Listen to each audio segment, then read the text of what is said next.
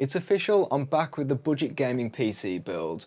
I put out this poll and a lot of you said I should bring them back, and if you voted yes, you're in luck because I've built this budget gaming PC here which should be excellent at esports games, even at 1440p, and if you wanted to play some AAA games as well, 1080p should be a decent option there too. Online, especially on Reddit, I see a lot of people saying you need a 7800X 3D and an RTX 4090 to have a fun experience playing games. However, how much fun can you have playing on a PC which costs as much as the 7800X 3D alone? Well, it's time to find out because I've built this and I've also benchmarked it. Save some money on your next PC build with today's sponsor, GVG Mall.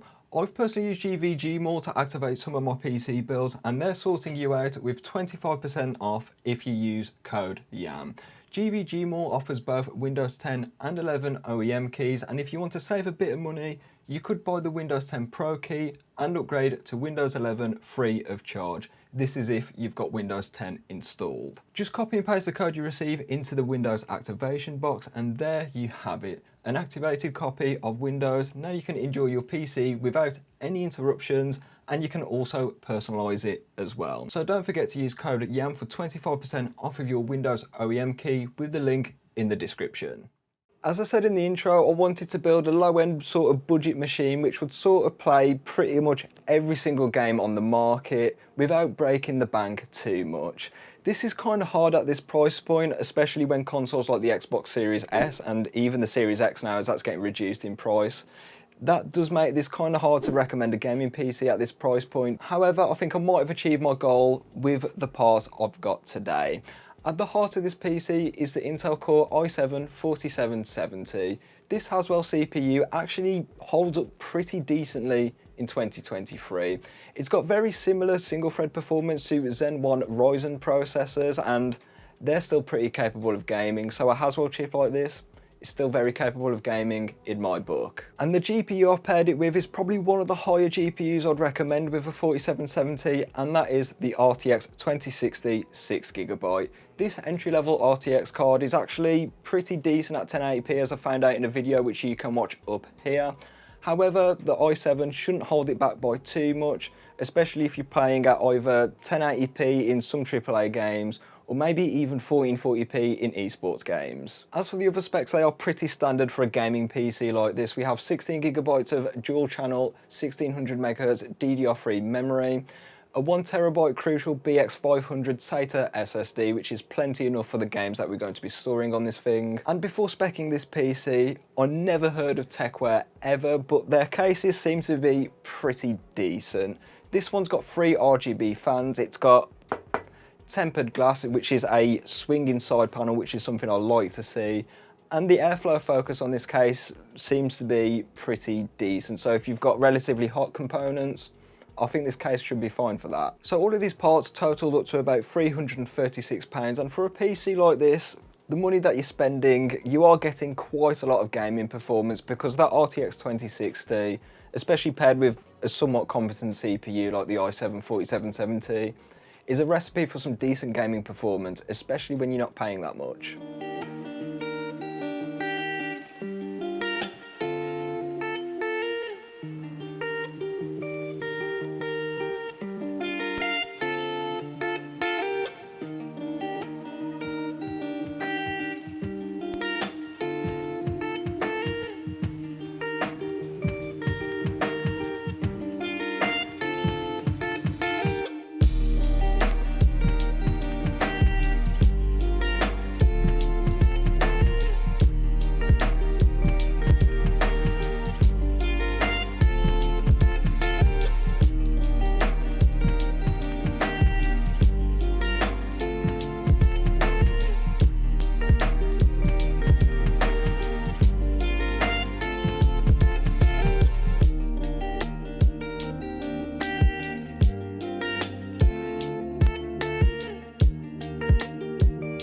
Right then, overall, is it the prettiest PC I've ever built? Definitely not by any means. Like, there's a few things which don't look that good in this system, like the snowman cooler. It's just a weird looking cooler, to be fair, because the fan is way bigger than the actual aluminium heatsink. Despite that though, it does look a lot better than the Intel stock cooler, which is an absolutely horrid looking cooler. Another thing I'm not a massive fan of is Asus's colour design for this motherboard. It's really weird looking with a washed out sort of yellowy gold colour on all of the slots and the chipset cover. I'm not sure what Asus were thinking there with the older Haswell boards, but I think it contrasts quite well with the GPU cable we've got, which is this purple one from Antec. So does it look the best? No, not particularly. However, for a budget PC of this caliber, it certainly looks a lot better than something like a Dell Optiplex. And on the top of this case, there is a button which allows you to change all the lighting effects on the fans. So RGB is very useful for this. You don't have to have rainbow puke all the time. And it does help sell gaming PCs as well. So if you're into PC flipping, make sure you get a case with RGB. Right then, it's time to get Windows installed on this PC and time to benchmark it as well, because I want to put some performance metrics in my ad listing, as it does help sell it a bit. It builds a bit of buyer confidence, and that's what you want. I only tested 5 games on this PC as I just wanted an overall gauge of how it's going to perform. The first game up today is Fortnite, and setting it to the DirectX 12 API, which is pretty important for older CPUs like the i7 we're using today. And every other setting has been set to low apart from textures, which have been left on epic. The average frame rate is quite good at 159 frames per second, and a 1% low of 104 means the game is relatively stable and performance is relatively smooth, which is something which is quite rare from Fortnite, especially in Chapter 5 I've noticed. The game can get pretty stuttery depending on which CPU you have in your PC. To gauge some AAA gaming performance, I've tested Cyberpunk 2077, and performance on the high preset is actually not too bad. That is because on average this PC got 57 frames per second with a 1% low of 36. So there are a few stutters in there, and I suspect this is down to the crowd density being set to medium on the high preset, whereas if you were to drop this down to low, you'd be totally fine. But this goes to show that AAA games, even ones as hard to run as Cyberpunk, are playable on a PC like this. To test out some older game performance, I've put GTA 5 into this benchmarking list today, setting it to the very high preset with 2x MSAA, and all of the sliders are on max. And performance here was great, but this is what I was expecting. Getting 68 FPS on average with a 1% low of 46 frames per second. That is decent performance in my book, and GTA 5 is certainly playable. Yes, the average frame rate is kind of low, so with the 1% low. However, you're not chasing the highest frame rate possible in a game like GTA 5. Counter-Strike 2 was the most disappointing game today, and that's because this PC's performance in it isn't particularly brilliant. Getting 102 frames per second on average with a 1% low of 59 FPS on the low preset with no FSR isn't particularly the best performance in the world, but I mean, if you're looking for a budget build and you just want to play Counter-Strike 2, I would probably look for a much more powerful processor. That is because Counter-Strike 2 is just insanely CPU demanding for some reason. I'm not sure as to why. I do test in a bot lobby, so your frame rate might be better in a normal casual or competitive game.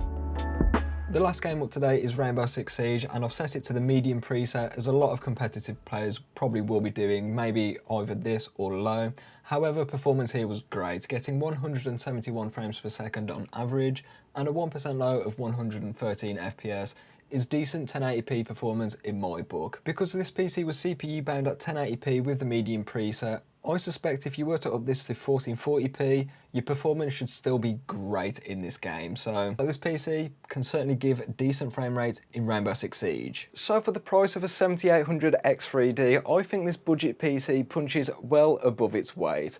In most of the esports games like Fortnite and Rainbow Six Siege, the performance was absolutely excellent at 1080p, and maybe even at 1440p, I don't think you'd lose too much performance, as the RTX 2060 was being held back ever so slightly by the i7 4770. So if you wanted to spec this PC with a more powerful CPU, maybe something like a 8th gen i7 or something like that, you'd be getting slightly more frames with a PC like this. Counter-Strike 2 left a little more to be desired, as it's just an incredibly CPU intensive game. So if you really wanted to play Counter-Strike 2, make sure you get a very powerful processor, as the graphics card doesn't really matter too much in that game. Like, I don't know why it's so CPU intensive, Maybe it's because I test with bots and you might get better performance in normal, competitive and casual games.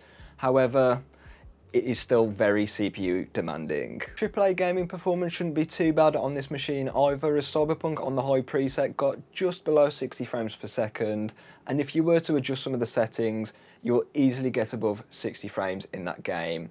The main thing to look out for though is CPU usage, as on the medium preset for the crowd density setting, it does start to put a bit of a strain on this i7. And taking a look at the aesthetics of this build, and it isn't the prettiest PC on the market, but to be fair, for the price point, it's probably one of the better looking ones. The cooler, for instance, is the Snowman 2 heat pipe, and it's perfectly fine for a 65 watt chip like this locked i7, but it isn't particularly beautiful by any means. It's kind of, yeah, it's a bit ugly, but it'll get the job done sort of thing. Also, the motherboard with its yellowy gold accents looks very out of place in this build. Maybe if I had yellow custom sleeved cables instead of purple, it might have suited this build a little better, but Asus were just toying around with just random colour combinations on their motherboards way back then. I don't know why they were doing it, but I mean, it's kind of cool in an ugly sort of way, I suppose. But everything else, aesthetics wise, actually looks pretty decent. We've got lights on the graphics card, and the Techwear Forge M2 case is actually one of the better cases I've built in, especially for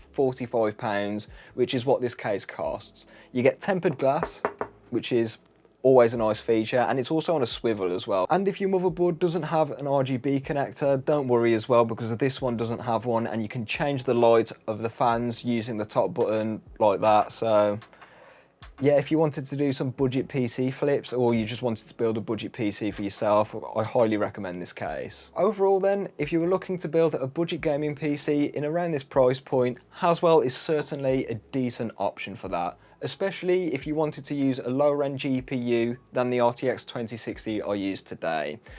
It still holds up pretty well in 2023 and even 2024, thanks to its pretty good at the time single thread performance, and they also have support for AVX2 instruction sets, which means virtually every single program will at least start on a Haswell processor. As for this PC here, I'm going to be selling it locally, and hopefully I can turn a bit of a profit, which I can sink into more videos like these.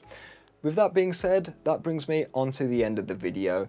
If you enjoyed this one, there are two other tech and PC building videos right up here, which might be right up your alley. And if you got this far into the video, I'd like to say thank you for sticking around this long. It does really help out, and consider leaving a like if you like the video. With that being said, I'll catch you in the next one, and have a good day.